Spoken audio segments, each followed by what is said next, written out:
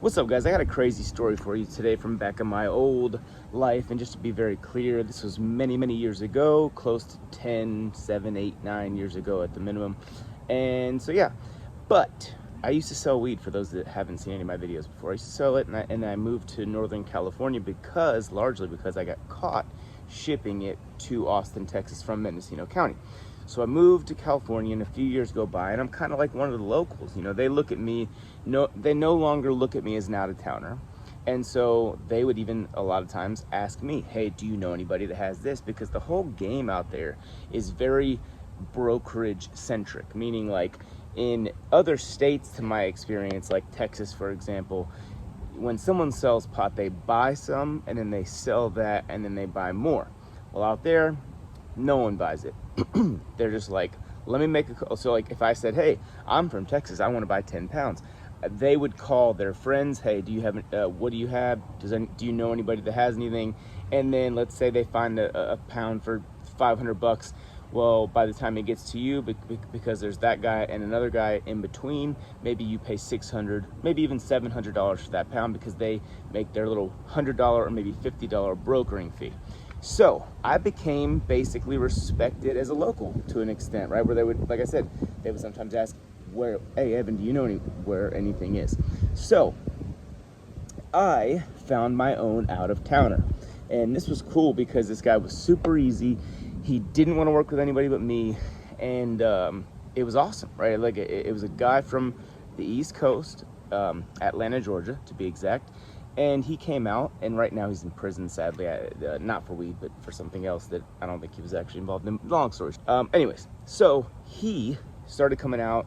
We were working together. Everything was going fine. You know, he would come fairly often.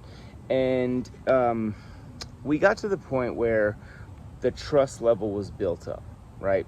And so he would, most of the time, he would always look at the stuff just to make sure.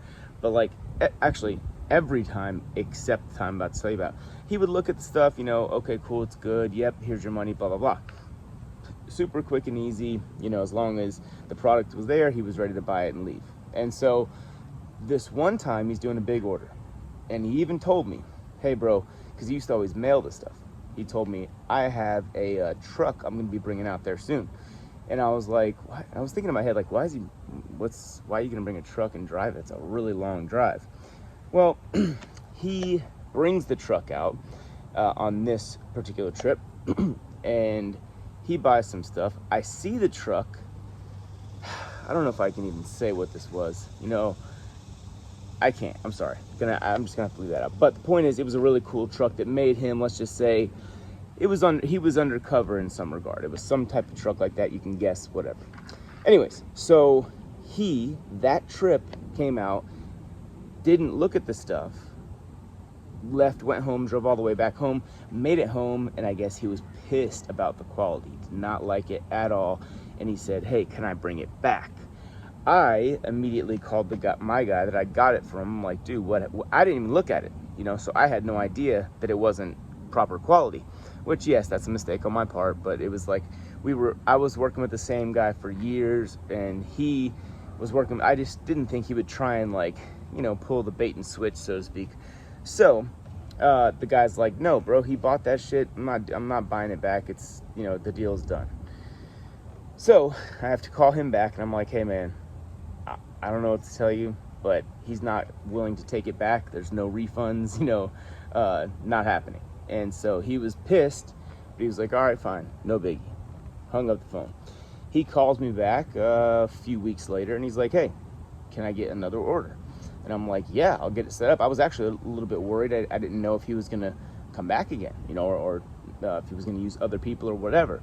So I call my guy and I say, hey, the same guy's coming back. He wants the same thing, but better this time. It's got to be good, blah, blah, blah. And he's like, yeah, sure, no problem. So the guy gives me the entire order. And I'm not going to say how much it was, but it was a lot, right? And I met the dude at a hotel room. So I meet him at this hotel room. He had, I guess, a friend coming with him that was going to buy some, you know, some of the order or whatever. And he goes, hey, I'm going to take these 2 pounds to show my friend, and that way, he can see if he likes them or not or whatever. So I'm like, okay, cool. And so he takes 2 pounds with him to his hotel room. I think he's even staying in the same hotel. He then comes back, like, I think several hours, maybe later that night, and gives me back the sample pounds, okay? And he says, yeah, my guy likes them. I'll be in touch with you. Then he doesn't answer me. And I'm sitting there, we're supposed to meet up in a hotel room by myself with a whole bunch of things. And I'm just kind of waiting. We were in Santa Rosa, California, by the way. If anybody knows, it's like an hour north of San Francisco. I'm in this room, and I start to get like a weird feeling, like, what is going on? Is he pissed and going to try and rob me? But if he was, why did he bring me back the sample pounds? And I'm sort of just trying to like run through this in my head. And finally, enough time goes by where he's not answering me at all. His phone's off at this point. I call my guy that I got the stuff from, and I asked his opinion on what do you think's going on? And he goes, bro, just bring them back to me. I got a weird feeling. Just bring them, just bring them back. I said, okay, sure. So I put them all in the car. I mean, it's his stuff. I don't want to be responsible for it. It's worth a lot of money. So I put everything in the car, drive over to his. He had a place that I knew about that I would meet him at sometimes, where he kept the stuff, and it was basically like a car lot that was no longer a car lot, and it had like the office where the car lot was, and that's where he would store the stuff, right? So it was in, I can't say where it was, but it was somewhere in that area, right? And so I bring him back, and we put him in his storage office room, or whatever you call it, and that was that. So I drive home, and I'm kind of bummed out because that was quite a bit of money that I was going to make. I think I was going to make $50, $100, per. And so it was, it's kind of bummer, and I'm thinking, damn, did my guy just find a new person to buy from or whatever? So anyways, I don't hear from the guy for like a week, right? My customer. He then texts me asking me if I want to rob the guy that I got the stuff from. And I'm like, what? And he's like, yeah, man. So we kind of had a heart-to-heart, really, all through text messages, really, believe it or not. But or not all, a bunch through text, and then I called him, and he told me about this, right? He told me that what he did, the reason he brought back the sample pounds, is because he put a GPS tracker in that sample pound, or one of those, maybe both of those, I'm not sure. He put a GPS tracker because he knew that it wasn't me that did him wrong, and he wanted to rob the guy that he got those from. So he knew that I would give them back, and then that guy would take them to where he keeps all of his stuff. Sure enough, that's what happened, except I took them there, right? Including those sample pounds. We put them in his little storage unit thing or whatever, and no one stayed, to my knowledge, in this storage unit thing. Like, it was just overnight there, right? But it was like, you just didn't think about it. It's like, what do you see, like, abandoned little building and a little fenced off area, like, no one would think that there's anything there. So it was kind of a weird, like, you would think no one would rob it until this happens, right? So obviously this GPS tracker was sitting in that storage room. So my friend and a couple of his friends from back east went to this parking lot in the middle of the night and apparently tried to break in, but failed because, believe it or not, this little office room, whatever you call it, was like decked out with security in the sense of, as soon as you walk up anywhere near it, boom, big spotlight comes on.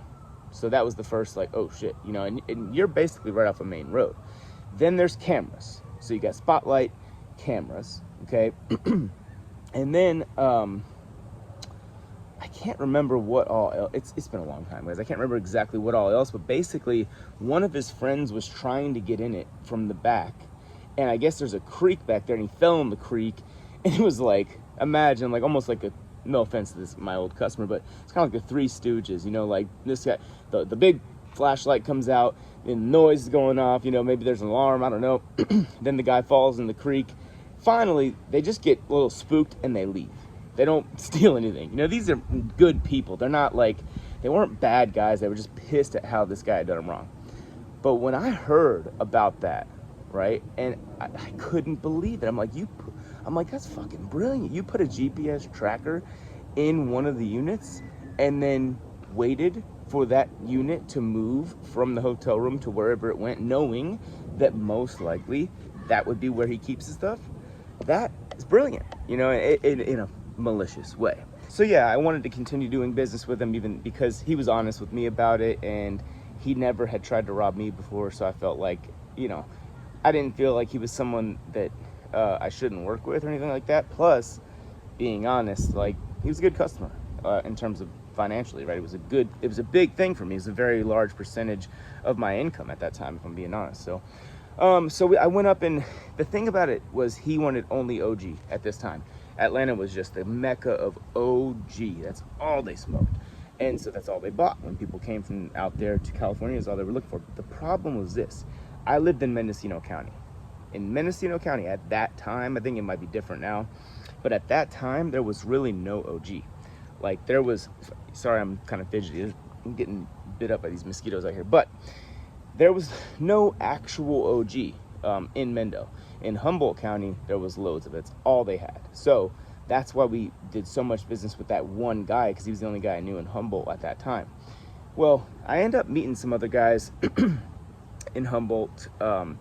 These people were so cool.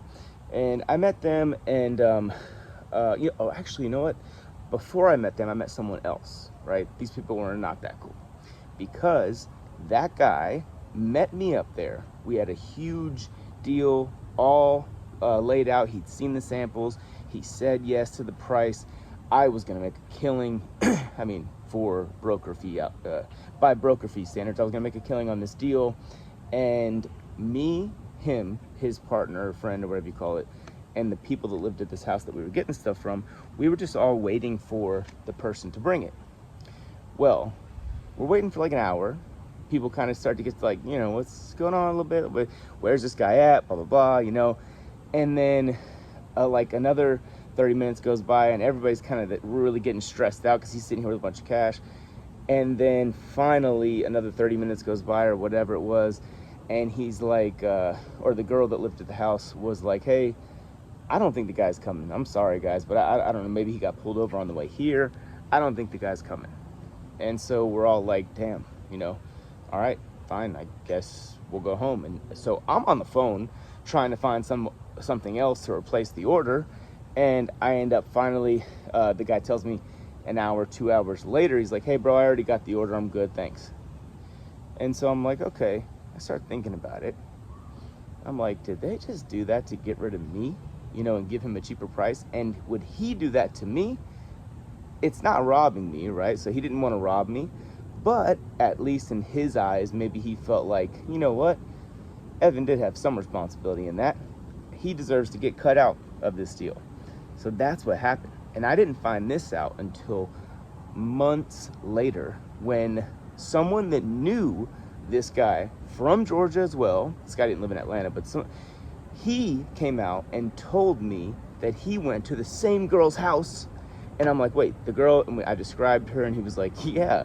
He goes, and he went there with that guy's friend or business partner or whatever, the same guy that was there.